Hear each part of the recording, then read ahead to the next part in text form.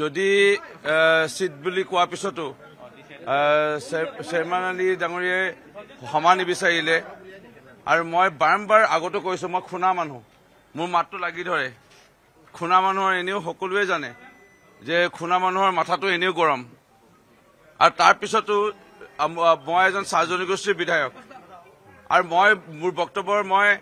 10 মিনিটৰ দলৰ ফালৰ পৰা প্ৰধানজী কৈছে মই আকৌ কৈছো 7 মিনিট কিমান ছেকেণ্ডৰ কোৱাৰ পিছত মোক বাধা দিলে সেইকাৰণে মই এটাই কথা এতিয়া কি তেনেকৈ নাটক কৰিছে এইটো নাজানো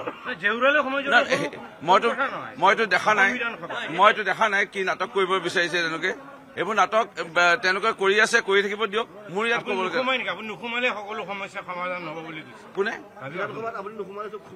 মই কেলে নোসোমাম মোৰ অধিকাৰ আছে মোৰ বিধানসভাত মোৰ প্ৰয়োগ মোৰ সমষ্টি ৰাইজৰ মোক বিজয় কৰি পঠাইছে বিধানসভাত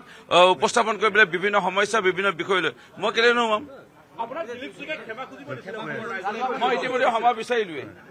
আকৌ মই পুনৰবাৰ আপোনালোকৰ মাধ্যমেৰে ক্ষমা বিচাৰিলো এইটো ডাঙৰ কথা নহয়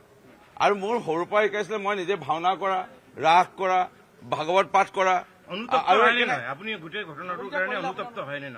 এশবাৰ আৰু এইটো অলৰেডি কলোৱে বিধানসভা মজিয়াত আৰু দলৰ সভাপতি কলো মাননীয় মুখ্যমন্ত্ৰীকো কলো মাননীয় মুখ্যমন্ত্ৰী সুন্দৰকে একেনে উত্তৰ দিছে ইয়াৰ কোনো মই একেনে সমাবেশৰ কাৰণে দিছে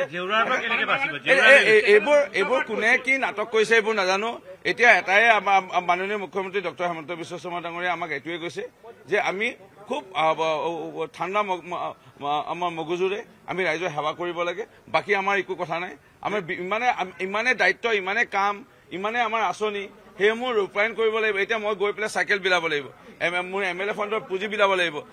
মুখ্যমন্ত্ৰী ডাঙৰীয়াৰ যিটো CM ৰিলিফ ফাণ্ড সেই চেক বিতৰণ কৰিব লগা আছে নামঘৰে টকা দিব লগা আছে ৰাস্তা আধা কিলা কৰিব লগা আছে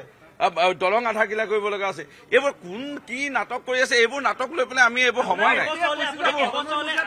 এইবোৰ মই আকৌ